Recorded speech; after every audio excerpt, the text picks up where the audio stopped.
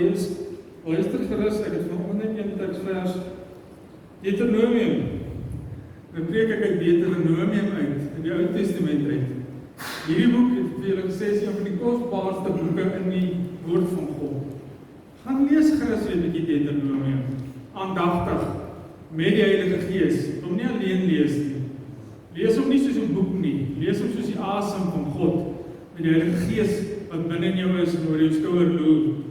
Deuteronomium 1:22. Nou hier dink Moses bietjie terug. Hy is hier besig om bietjie introspeksie te hou oor al die goed wat deur sy loopbaan kan mens sê gebeur het.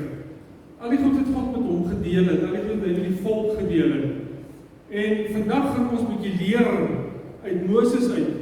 Ons gaan leer uit die volk sy ervaring uit, want ons wat vandag hier sit, 4000 jaar plus dalk later, ons doen presies dieselfde as die volk van God.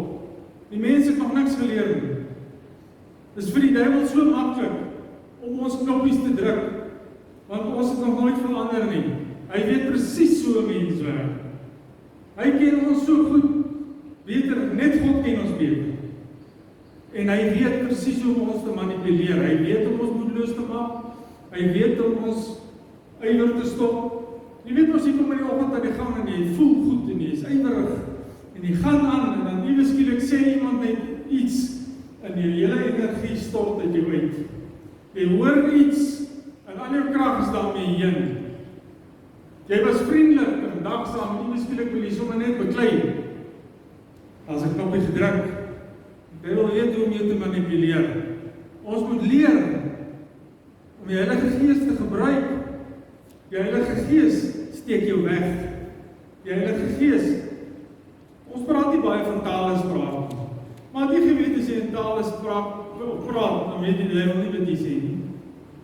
Ons moet gerus ons meer daar toespits, meer ywer om die tale spraak en die Heilige Gees en dooping van die Heilige Gees te ontvang. Dit is 'n kragtige stuk wapentuig in die hand van die Here. En ek hoef nie vir jou hier in 'n ry te laat staan en mense te laat omval en wat ook al nie. Jy kan die krag van die Heilige Gees ontvang by die huis, in jou kombuis, terwyl jy skottel moet was, maar jy moet dit soek by die Here. Dit gaan jou absoluut jou energie met God en jou persoonlike verhouding met hom en jou geestelike lewe versterk. Hy sê, toe het julle almal na my gekom en gesê, laat ons manne voor ons uitstuur. Nou meer mooi luister, in die eerste plek, wat ons nou hier moet agterkom moet onthou is, die spioene wat hulle uitgestuur het nie van God afgekom. Daai 12 spioene was nie God se idee nie. Dit was hulle idee. Laat ons manne voor ons uitstuur, dat hulle voor ons die land kan verken, en dat ons berig kan bring aangaande die pad waarlangs ons moet optrek. En die stede waarby ons sal kom, ek lees uit die Nuwe Afrikaanse vertaling 1920, ek raak al so met mekaar met die jare. Nee, nie die boek nie, die Bybel vertaling. Dis die Afrikaanse vertaling, 2020, daar is het. Hy sê, en hulle het weggedraai en na die gebergte opgetrek, en tot by die dal He will make a way for me. He will be my guide. Hold me closely to His side. With love and strength for each new day, He will make a way. He will make a way. Oh, God will make a way where there seems to be no way. He works in ways we cannot see. He will make a way for me. He will be my God.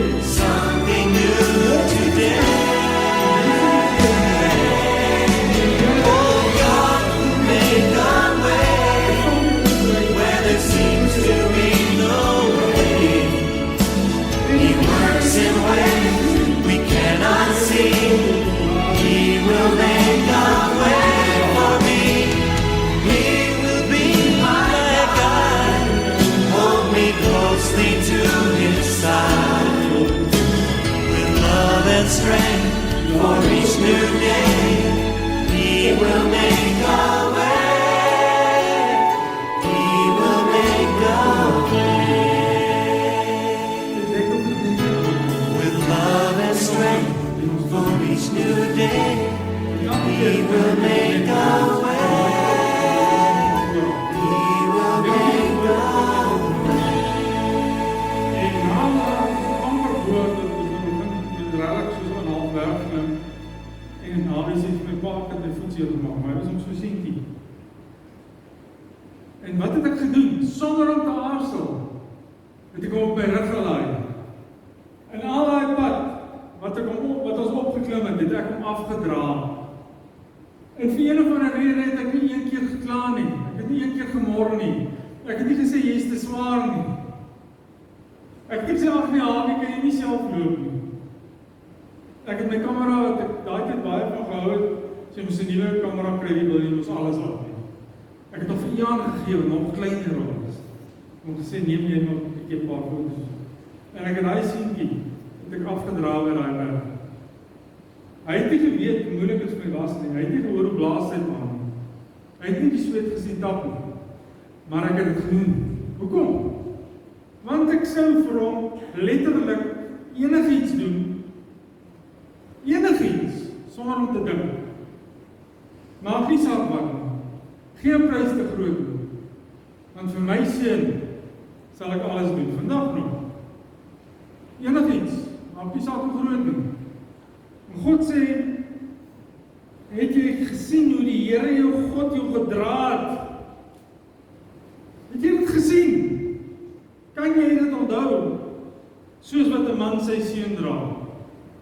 Ek kan natuurlik sê, soos 'n man, soos die Here, soos 'n man sy dogter dra, kan ek ook sê. Want Jackie, julle is al nie uitgesluit nie, hoor. God dra 'n vrou net soos 'n man dra, baie meer. Ja. Elkeen van julle het na my toe gekom en gesê, laat ons manne voor ons uitstuur. Soos Moses hierdie voorstel onthou het hy met spyt waarna teruggekyk. Jy kan agterkom. Hy is nie gelukkig nie. Jy kan agterkom soos wat die David hier onthou teruggekyk. Watter foute hulle gemaak het. Daar was nie 'n rede om 'n spioen te stuur nie. God het gesê,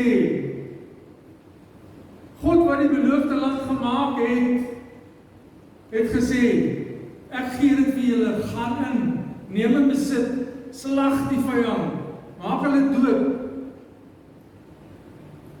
Hulle het nie nodig gehad vir spioene nie, hulle het al die inligting gehad wat hulle nodig gehad het.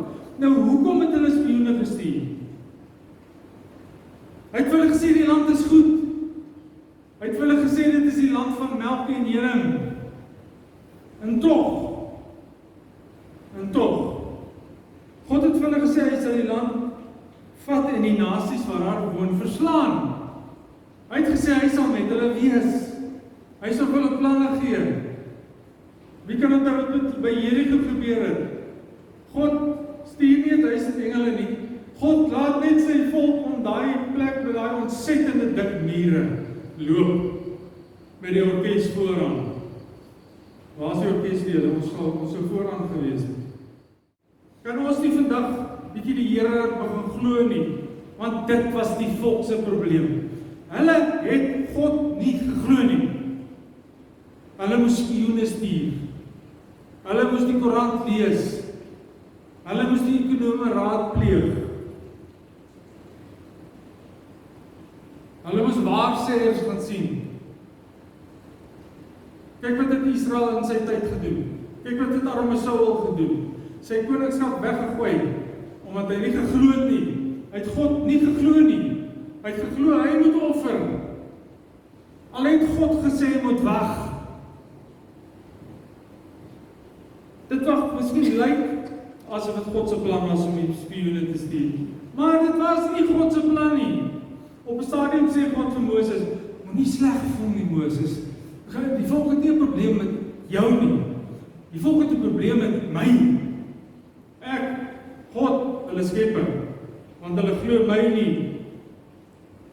Nietemin 1 vers 1 tot 46 wat ons nog gelees het, dui aan dat die volk, dit het by die volk begin.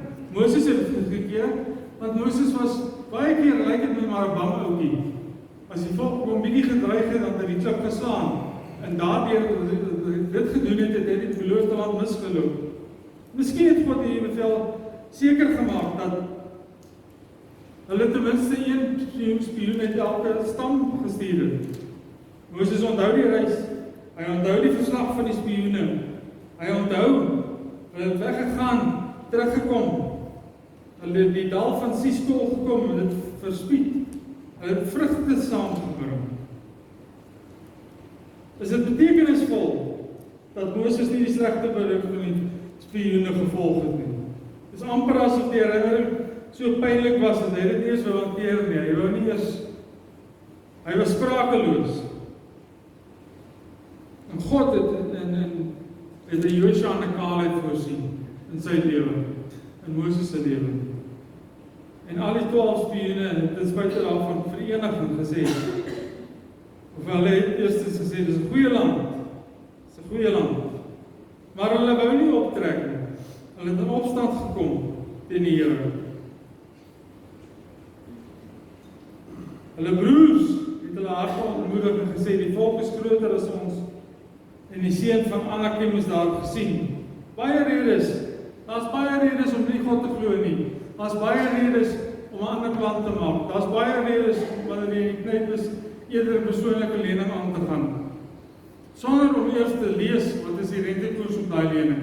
Daai persoonlike lening kos vir jou amper 30% 'n maand, wat jy moet terugbetaal.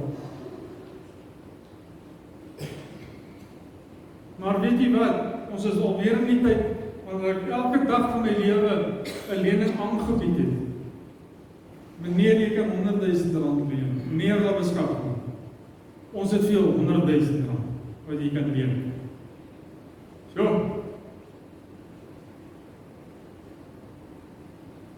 Toe het ek vir hulle gesê, moenie bang wees nie. Omeni, hoe lang boer jy al? 40 jaar. Was jy al bang in daai tyd? Baie keer. Hoeveel keer is ons nie bang nie? Bang die oes versuip so, dat ons nie meer kan plant nie. Bang ons verloor, bang die plek wie ons verseker is speel in krot. Hoe ver wil julle gaan met ons bangheid? Hoe ver kan ons dink? Ons kan mekaar lekker opjaag. Iemand het eendag gesê, jy chat jouself op. Want dit is so, jy sit aan tafel, as jou vrou besig is om op te skep, dan chat jy jouself op.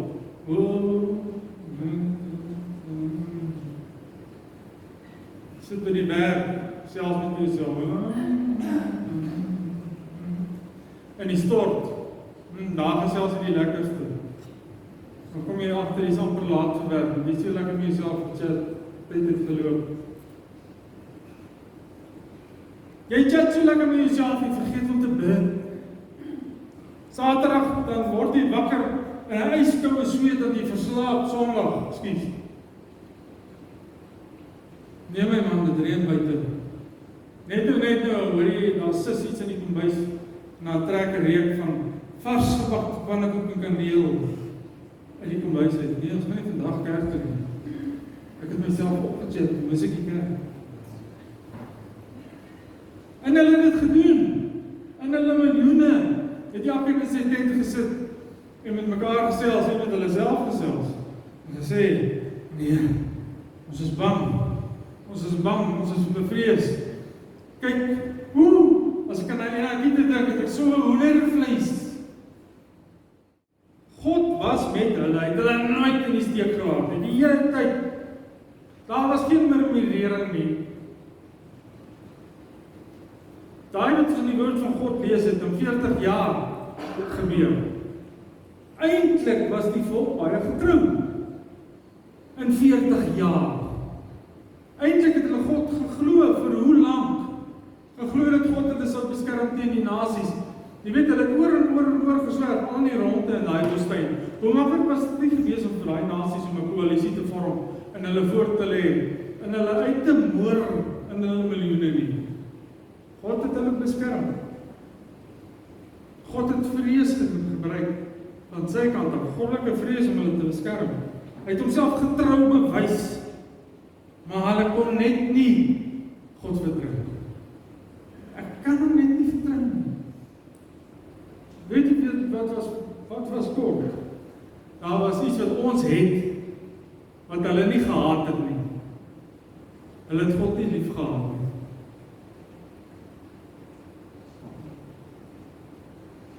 Is jy lief vir God? Is jy lief vir Jesus? Want waaragtig, hy het jou eerste lief gehad.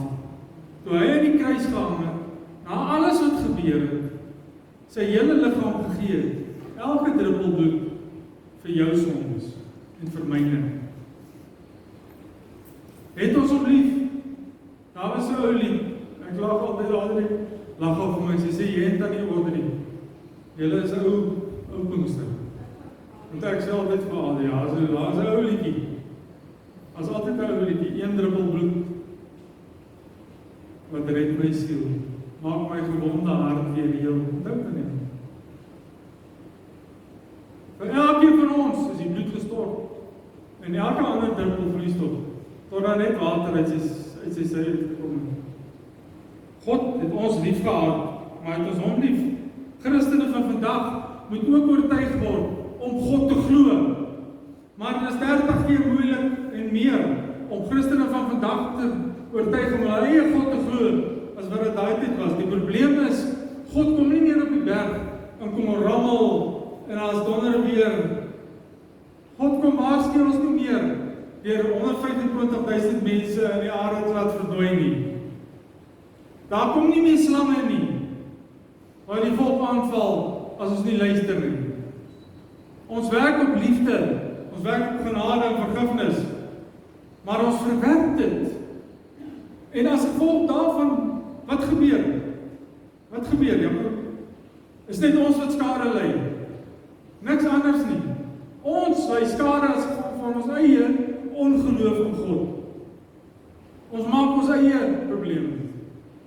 Ek wil vir u sê, as ons waaragtig God vertrou vir elke dingetjie, regtig, sonder om terug te hou, in jou verstand en in jou gees, in jou siel, absoluut 100% op God te vertrou, dat as daar iets in hierdie Bybel staan, God dit kan waarmaak, kan ek vir jou sê, jou lewe moet verander.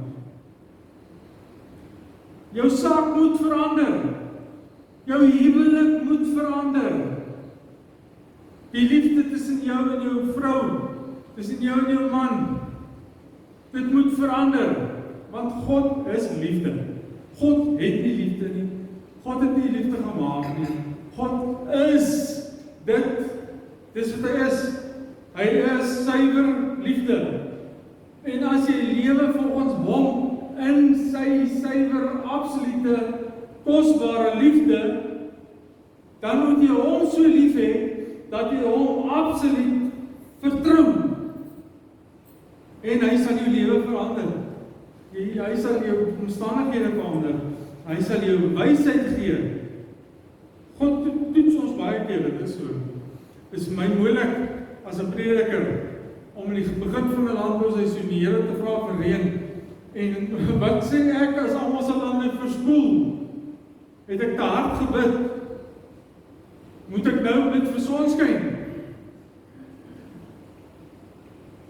Dis nie maklik nie. Maar ek kan vir julle sê, ek glo God. Ek glo God, en ek wil hê jy moet saam met my glo, dat die Here u gaan seën. Dat die Here die landbou gaan seën. Want almal is afhanklik daarvan. Ek, Marie is daar agter, almal. En God gaan vir ons goed wees. En hy gaan vir ons gee wat ons nodig het. Want ons weet partykeer nie self wat ons nodig het nie. Die woord van die Here sê ons weet nie om te bid nie. Die Heilige Gees gaan ons intree. Hy sal vir ons bid wat ons hoef te bid. Hierdie ou se die enigste probleem is. Hulle moes soos ons vandag oortuig word van God se liefde. Baie gelowiges word vandag verhinder. Hulle wandel met God, hulle is op hierdie pad met God, maar hulle kom nooit verder nie. Hulle is altyd in hierdie permanente drag met God. Wat moes hulle gevra? Wat sal dit my uiteindelik oortuig dat God my regtig liefhet? Wat gaan dit kos? Wat is die prys? Hy het reeds die uiteindelike demonstrasie van sy liefde gegee, vrylik, hy het dit gegee, waarlik, in waarheid, sonder enige moontlikheid dat hy ons nie lief het nie. As hy gesê het, hy het my lief, dan het hy my lief. Al gebeur daar dinge in my lewe, al word ek getoets, al word ek beproef, al is daar dood in die familie, al mis ek, al mis jy, wie weet jy verloor, ek mis my pa.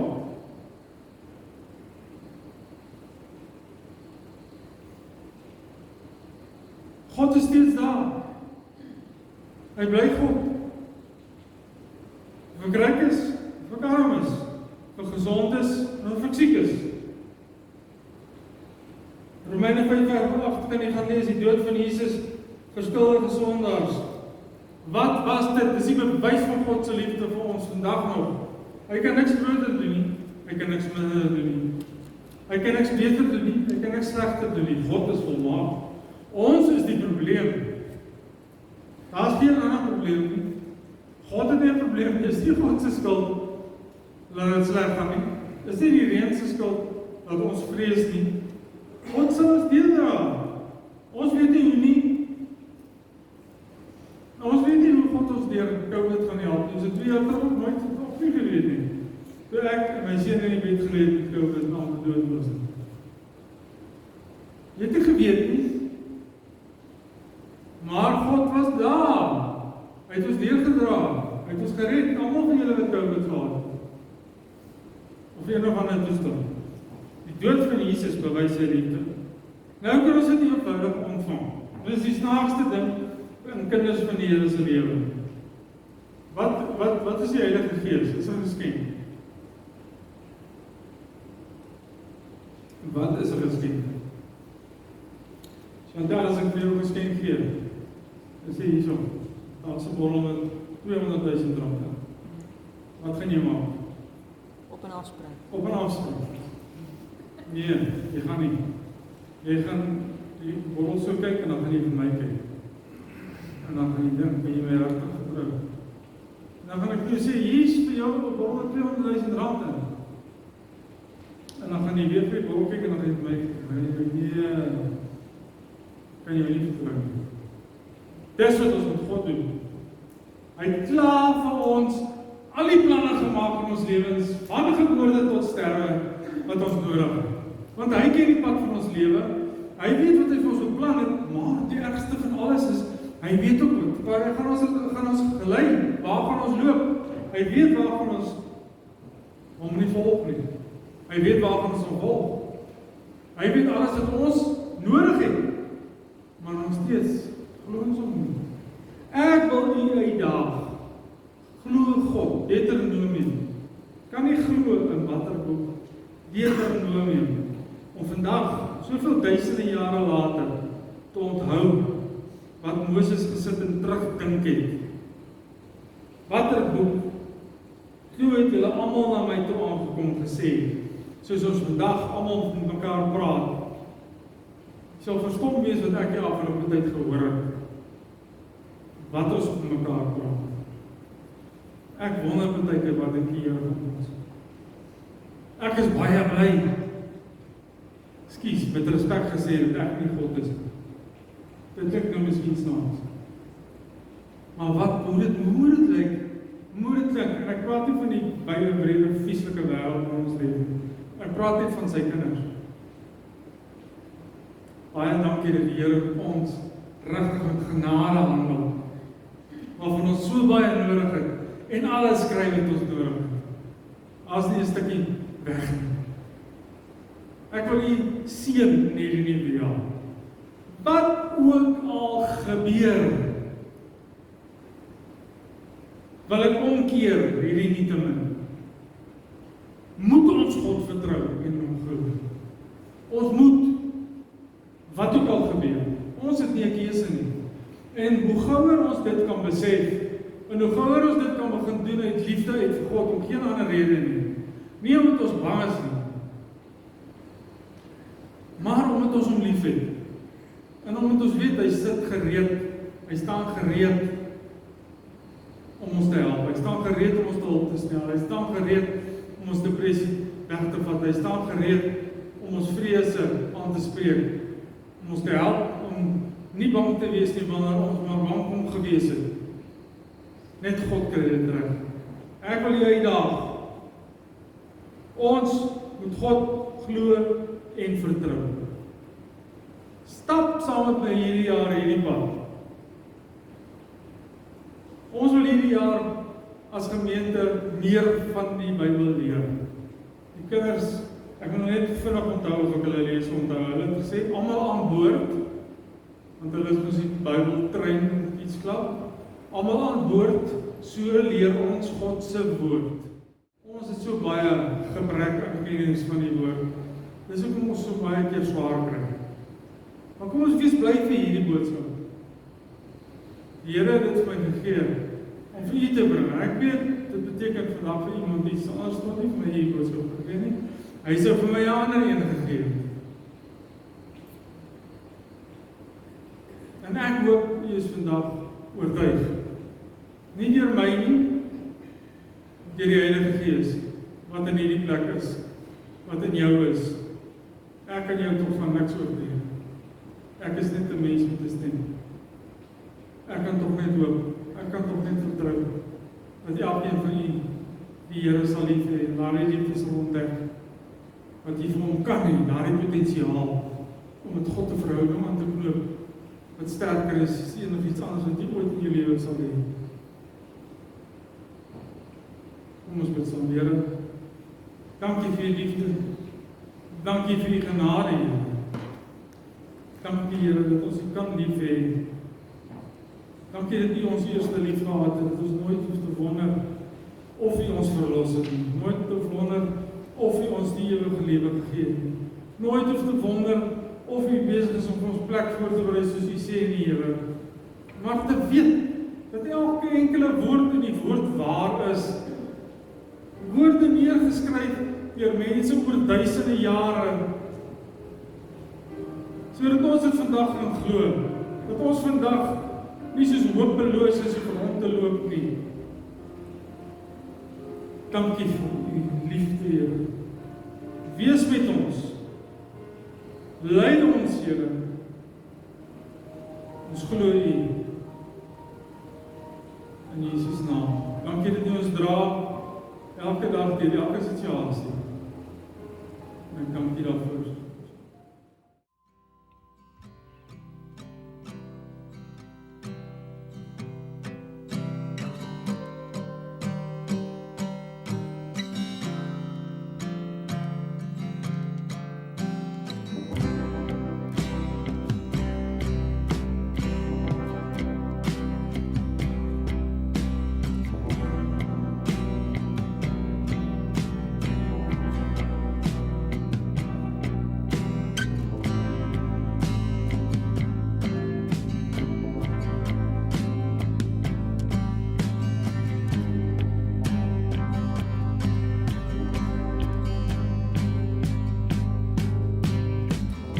A couple years ago, I was with my family, and we were spending some time in this cabin in the woods on the edge of this remote lake. And I mean, we were deep in the middle of nowhere. And one morning, my son Trace and I, we woke up and set out to take a walk around the lake. It was one of those mornings, like not a cloud in the sky, and the birds are singing, and my son Trace, he's about a little over a year old at the time. And so he's making all these little chirps and squawks that one-year-old boys make. And I had him in one of those hiking backpacks where he rode back here. So as I walk along, I can hear him making all his noises. And so we head out through the woods to walk around the lake. And it's just one of those, do you ever have those moments, like if you could just freeze them? It's just so beautiful. And we get to the other side of the lake, and we're exactly at the halfway point. We're the farthest possible point from the cabin, and we're rounding the bend to head back, and I look up and I notice clouds. And then it starts to rain. It always rains, doesn't it? It's interesting because the scriptures say all sorts of things about rain and storms. When Jesus is teaching about what it means to live like the fullness of life in his kingdom, when Jesus speaks of it, he speaks of two different people. He speaks of a person who builds their house on sand, someone who chooses to reject his teachings, and someone who builds their house on rock, who chooses to build their life on Jesus' teachings. And then the metaphor he uses is that of a storm that comes, and the person who rejects his teachings and his truth, essentially the house built on sand just gets destroyed, but the house that's built on rock stands. So this idea, Jesus says, when the rains come, it's not like they might, they do. It rains in our lives a lot. At first, there's a drop here and a drop there, and so I put Trace's hood over his head. But what I didn't know was that he pulled it off. And so gradually the drops, they get bigger and bigger, and they fall faster and faster. And in no time, it is pouring. I mean, the kind of rain that just soaks, it plasters your hair against your head, and the kind that just drenches your clothing.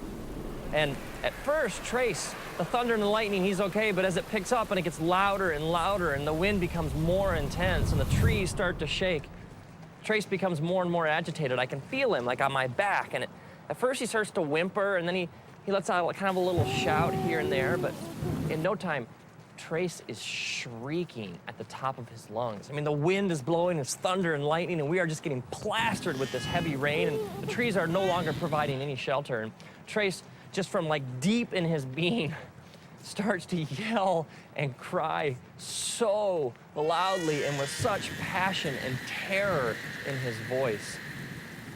It's interesting, because if you take like the word cry and you search the scriptures, you find this word comes up over and over again. Like even the book of Psalms, just the book of Psalms. If you're like, start reading through, it speaks over and over and over again of crying out to God. And God says these amazing things, like he says, when you cry out to me, I listen. He even says, I cannot ignore the cry of somebody who's afflicted. It's like if I'm hurting, lost, soaking wet, scared, confused, God says, you cry out and I hear. God even says that when you cry, he's close to the brokenhearted. He's close to those who cry out and admit they're scared, lost, soaking wet, and confused.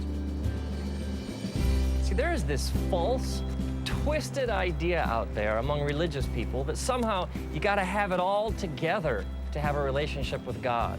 That like somehow God's only looking for people who have no problems and have it all nailed down and can put on like the happy face all the time. And yet the scriptures speak directly against this kind of thinking. I mean, Jesus is even just straight ahead and he says, come to me, all you who are weary and heavy laden.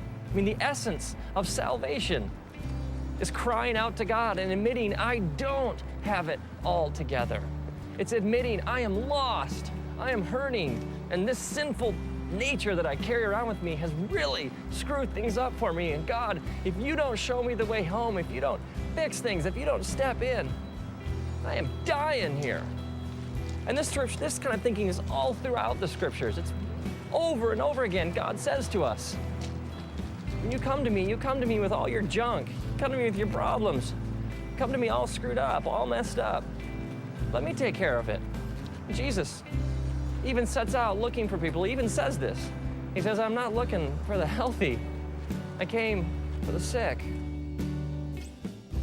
It's interesting if you think about the storm from Trace's perspective. For Trace, the storm is his reality. He sees nothing else.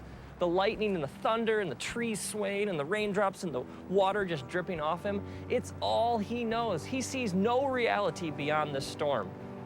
What Trace doesn't realize is that as his dad, I would do anything to get him home.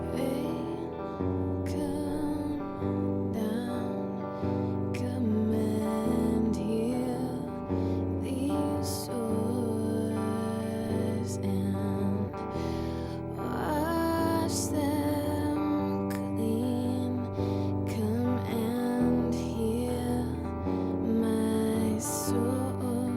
So at this point, Trace is shrieking at the top of his lungs in stereo right behind my head.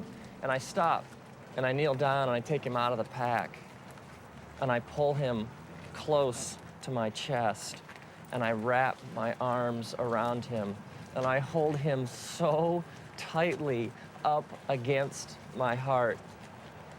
And for the last mile of our walk, the entire time, I bend over and I whisper into his ear over and over again, I love you, buddy. We're gonna make it.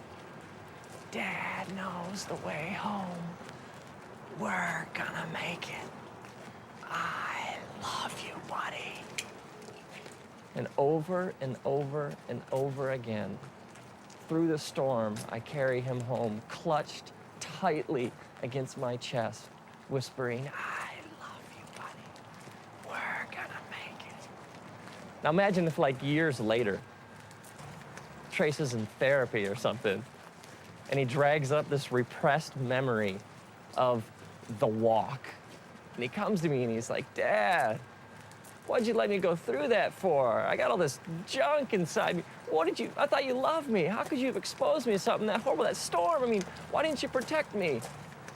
I would be crushed. Because for me, that walk was one of my deepest, most intimate memories of my life with my son.